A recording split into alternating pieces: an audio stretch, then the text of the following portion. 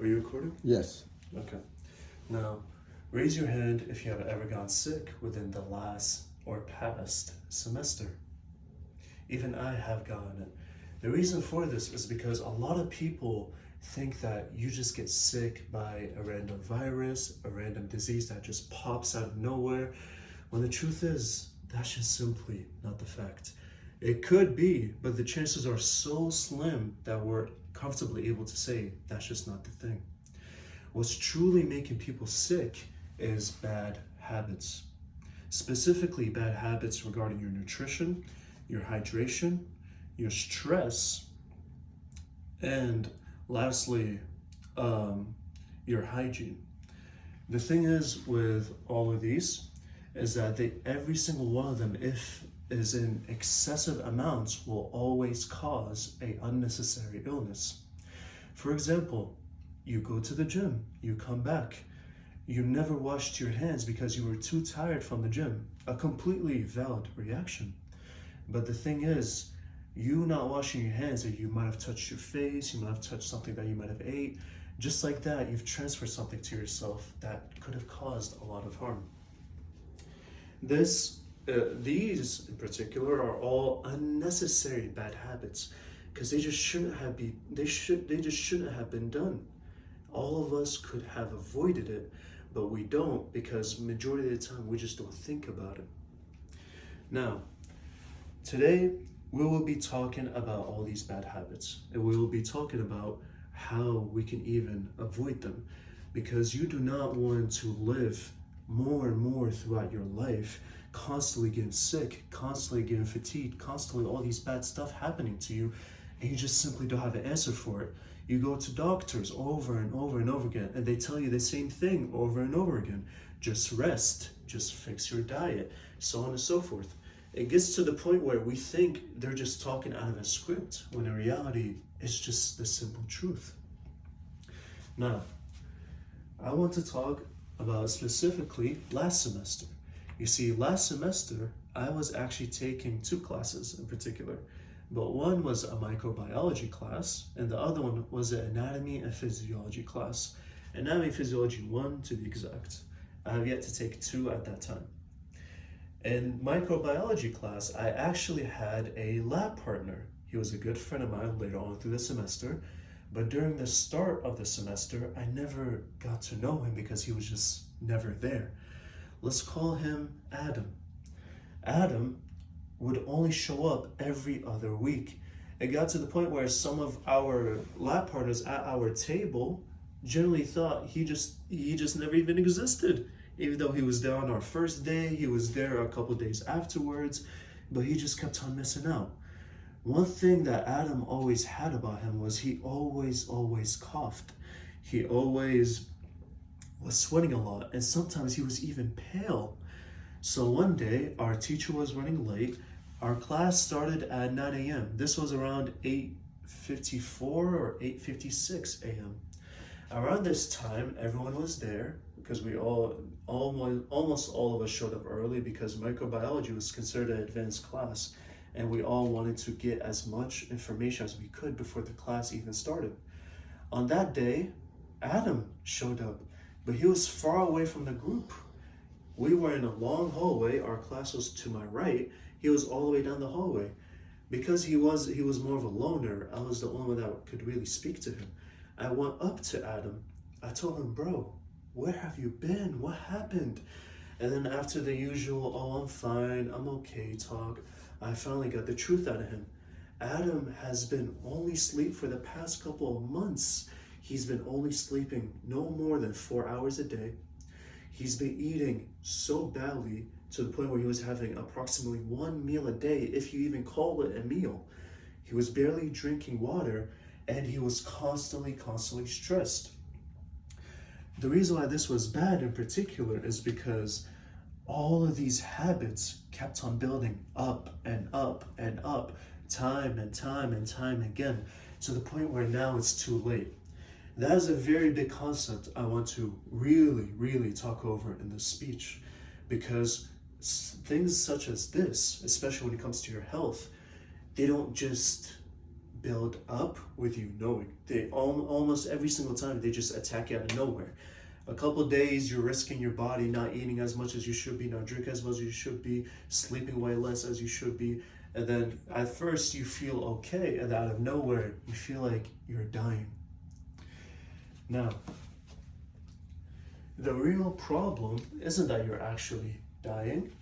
The real problem is that you let these habits accumulate over time and time and time, to the point where it's just gone out of hand. The beautiful thing about last semester when I was learning anatomy, we learned about the nervous system.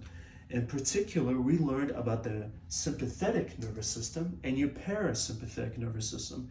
Your nervous system is composed of two parts. There are those parts, sympathetic and parasympathetic. For the sake of simplicity and time, we'll just call it sympathetic and parasympathetic, sympathetic and para. The thing is, with your sympathetic nervous system, it is your nervous system that you can control. For example, I wish to move my arm.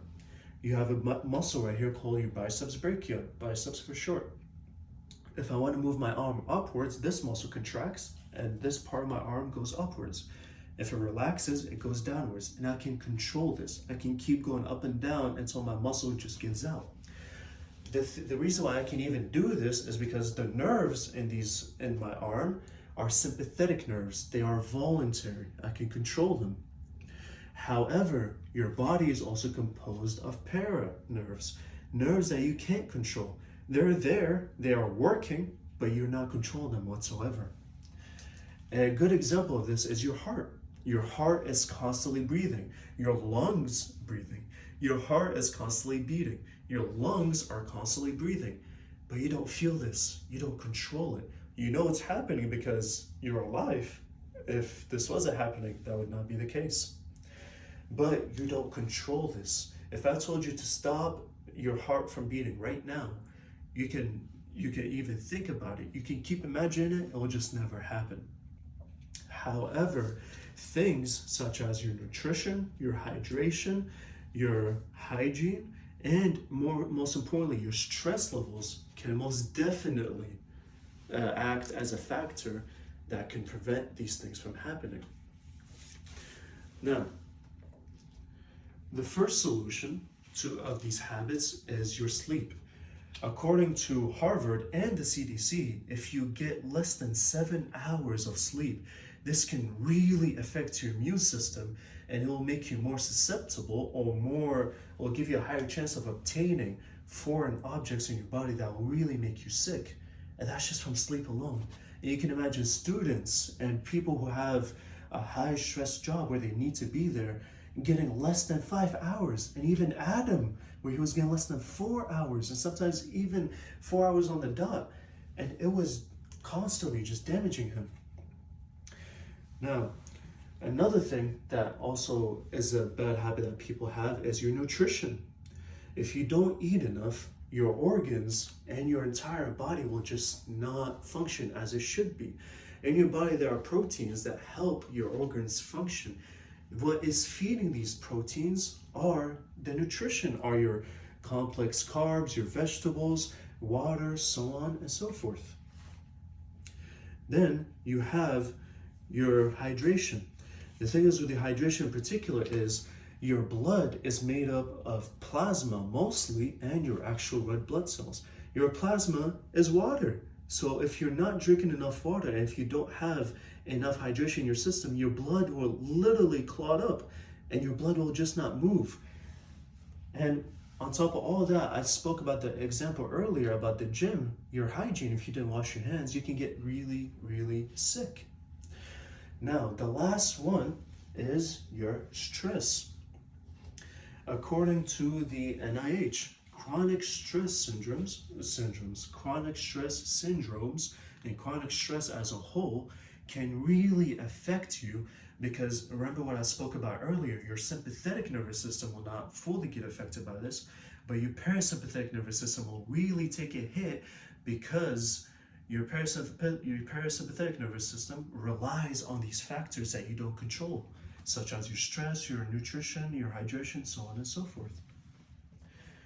And as the last thing that I want to speak about is everything that I spoke about today was a habit, something that can be controlled, something that can be gone if you really want it to be. And think about all the things that you can ever achieve. Think about how much better you can achieve them. Think about how you could achieve them even greater if only you just focused on these habits to make sure they're not bad, and they're actually just at the bare minimum in an average range. And think about all the times that you can get sick just because you're not even thinking about this. And keep in mind, these always show up when you least expect it because you're not feeling it right away. These come in increments, they come in time. So by the time that's actually happening, it's already too late. And the one thing that I want to tell you the most is, since it is a habit, you have the choice. You can either start now, start tomorrow, start next week, hell, next month. No matter what, make sure you start. Because everything in your life is constantly getting damaged by this, whether you feel it right now or later. And I have shown earlier throughout the PowerPoint from multiple sources such as the CDC, the NIH, and even Harvard that are all proving this. So my final say to you, and the final wake-up call, start tomorrow or even now, because then you can actually control your future and you can control how you may live. Thank you, everyone. My name is Arlen Bryant. Thank you for your time.